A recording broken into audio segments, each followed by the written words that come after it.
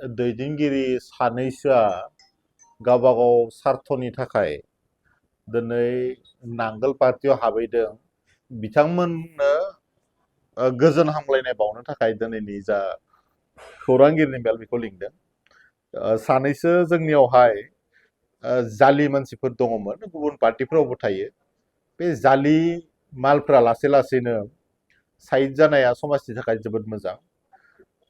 दा बाथ्राया जाबाय हाग्रामा महिलारि बिथांमोना मोनसे समाव बुंदोंमोन, बिथांनि समाव जातिगत संघर्ष जादों, बिथांनि समाव बर' इन्टेलेक्सुयेलफोरा जिउ गोमानो गोनां जादों, बिथांनि समाव असान्तिजोंनो असान्ति जादों। बै बाथ्रा बुंग्रा मानसिफोरानो दिनै हाग्रामा महिलारि बिथांनि आथिङाव हमहैदों। दा बाथ्राया जाबाय जाय मानसिफोरा हाग्रामा महिलारि बिथांखौ सान हर बुखिदलाबायदोंमोन, बेबायदि मानसिफोरा दिनै माबा मोनसे मता अंक मोनदों नामा, जायनि थाखाय लोगो लोगो हाग्रामा महिलारिया बिथांमोननि भगबान जाहैबाय। जाय मानसिफोरा, जाय दैदेनगिरिफ्रा निति आदर्श गैया, बेबायदि मानसिफोरनिफ्राय माबा मोनसे सोलोंनांगौ दङ होननानै बिटिआर बासिया साना। दिनै नायदों, इलेक्सन खाथियावथ' सोलायनाय जायो।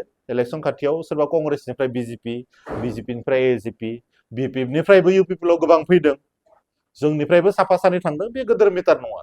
नाथाय समाजाव बिथांमोननि जि मानदण्ड, बिथांमोननि स्थितिखौ गावबा गाव बिथांमोना इस्टाब्लिश खालामना लानाय बायदि जादों।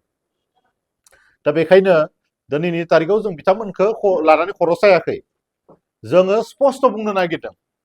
जोंनिफ्राय स्पष्ट जाय बिथांमोना दिनै इउपिपिएल राजखान्थि हान्जाखौ दोनथ'नानै बिपिएफआव थांदों, बिथांमोना इउपिपिएलआव थानाय समावबो जोंहा खोब लाब जासोआखैमोन। खारन रायजो राजा बिथांमोना बै जायफोरा माने पार्टि सोलायबाय थानाय साफा सानै नेता, बिथांमोनखौ मालाबाबो गोसो गोरबोआव लायाखैमोन आरो बिसासाव फोथायनायाव लायाखैमोन। दा बिथांमोना थांबाय, जोबोद मोजां जादों। मोनसे खावलायदों जाहाथे बिथांमोना बिपिएफआवनो थाबाय थायो, जाहाथे बिथांमोना बिथिं बास्लायस्लाय मोख्राफोर बायदि सभाबखौ खालामनो नाङा। बेजों माने समाजनि जि समाज बेबस्था, बेयाव माने कुइसन मार्क फैनो नागिरो।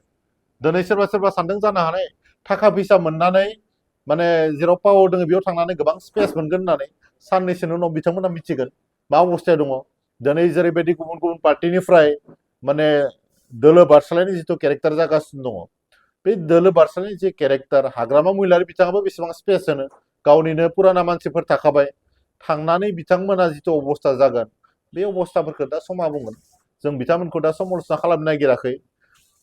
व्यक्तिगत बाथ्रा गोबां दङ, मोननैसो बाथ्रा एकदम क्लियार, बिथांमोना इउपिपिएलआव थानायावबो इउपिपिएल राजखान्थि हान्जाया गोबां लाब जायाखै। बिपिएफ राजखान्थि हान्जायाव थांनायाव जे बिथांमोना गोबां लाब जागोन, जों बेखौ फोथाया। दिनै बिथांमोना गिदिर गिदिर बाथ्रा बुंदों बिपिएफआव थांनानै, फार्स्ट जइन जाखालि बयबो बुङो, बिथांमोनाबो बुंदों। नायबाय था, बिथांमोना सप्तासे मास मोननै मोनथाम लासै लासै समाज बेबस्थानिफ्राय गोमालांगोन। लास्टआव बिथांमोना इउपिपिएलआवनो फैनो नागिरगोन। आरो आं दा बयखौबो बुंनो नागिरदों, दिनै जालि मालफोरा, 2 नम्बरनि मालफोरा लासै लासैनो भाइरासफोरा जोंनिफ्राय साइड जानायाव समाजा जोंखौ मोजां मोनदों, इउपिपिएलखौ बांसिनै एक्सेप्ट खालामदों। आरो मोनसे मोजां बाथ्राया जाबाय, इउपिपिएलनि जा मोजां दिन बियो आराम्भ जाबाय।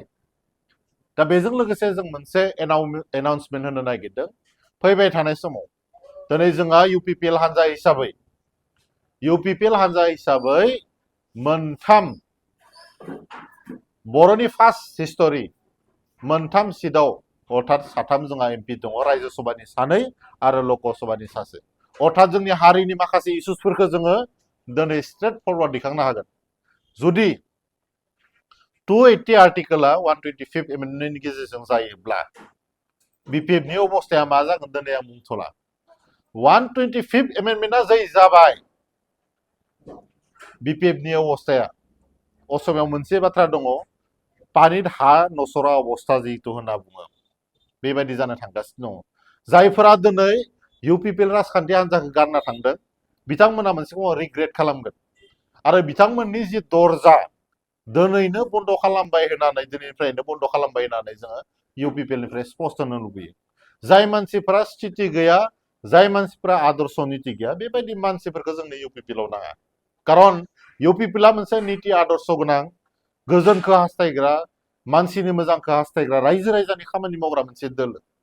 आरो जोंनि दोलोआव इउपिपिएलआव जाय मानसिफोरा हारिनि सेन्टिमेन्ट थागोन जाय मानसिनियाव बर'नि थै थागोन बे मानसिया इउपिपिएलखौ मालाबाबो गारनो हाया जाय मानसिफ्रा इउपिपिएलखौ गारनानै थांदों आङो बुंनो नागिरगोन आङो व्यक्तिगत भाबे बुंनो नागिरगोन पार्टी हिसाबै नङा जाय बिथांमोना इउपिपिएल दोलोखौ दिनै गारनानै थांदों बिथांमोननि थैयाव भेजाल दङ थारमाने भेजाल थैनि मानसिफोरा इउपिपिएलखौ गारना थांदों आरो बे भेजाल थैनि मानसिफोरा जितिया बिपिएफआव थांबाय बे बिपिएफआव बेमारा हाबनाया एकदम रोखासै गतिके बिपिएफनि दैदेनगिरिफ्राबो साबधान जोबोद साबधान जानाया मोजां बस्थासे आलु गेसाव थायोबा गासैबो आलुआनो सेवजोबलाङो होननाय बायदि दिनै बिपिएफ राजखान्थि हान्जायाबो किसुमान आलु गेसावफोरखौ बिथांमोना बजबना लानायनि थाखाय लासै लासै बिपिएफ राजखान्थि हान्जाया सेवलांजोबगोन थेंक इउ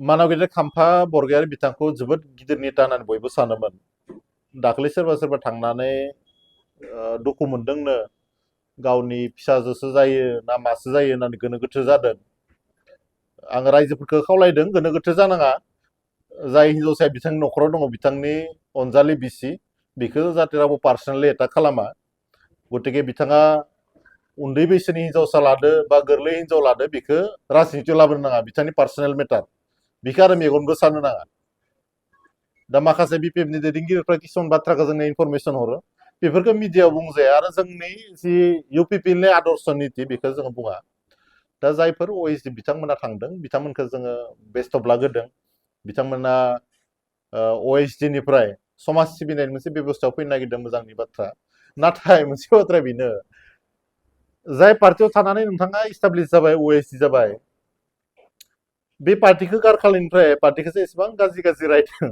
सानसेयावनो एसेबां गाज्रि जाबाय नामा अब्ला नोंथाङा बे पार्टिया मानो 5 बोसोर थानाय बा 10 बोसोर थानाय मानो ओएसडि जानाय बे समावनो गारलांनांगौमोन बेखौसो फोरमान खालामनाय जायाखै होनबा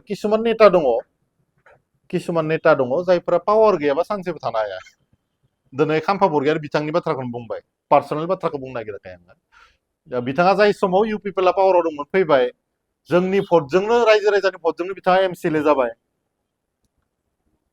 बेनिफ्राय बिपिएफआ पावाराव फैनाय लोगो लोगो ज्राब बारलांबाय सासे दैदेनगिरिया बेबायदि मोख्रा बायदि सभाब खालामनाया बिथांनि जे राजनितिक केरियार राजखान्थिनि जिथु केरियार बेखौ फोजोबनायनि इसारा बेखौ गावनो फोजोबना लादों असमियाव मोनसे बाथ्रा दङना स्थान हेराले मान हेराय होननाया बिसोरो बेनो जानो थांगासिनो दङ आरो आं खावलायगोन दिनैनिफ्रायनो मानाव गेदेर खाम्फा बरगयारिनि खम बैसोनि हिन्जाव लानाय गोरलै हिन्जाव हाबा खालामनाय बेफोरबायदि बाथ्राखौ जाहाथे रावबो लिरा फेसबुकआव बेयो बिथांनि पार्सनेल मेटार हिन्जावसायाबा मा साननानै हाबा जादों बेजों बा हिन्जावसाखौबा मा होननानै फटायनानै लाखो ना मुलिसो दौना लाखो ना माबा मोनसे जादु मन्त्रसो खालामदो बेखौ खाम्फा बरगयारि बिथाङासो मिथिगोन बेखौ जाहाथे रावबो राजनितियाव बोलाबाया रावबो जाहाथे बिथांखौ बेबायदि फेसबुक ससियेल साइटआव लिरा आं बेखौनो खावलायदों आं मोनसे बाथ्राखौ बुंनो नागिरदों गले गले गोदान जोलैया बिथांमोन बायदि दैदेनगिरि बिथांमोननिफ्राय माबा मोनसे सोलोंनांगौ दङ होननानै जों साना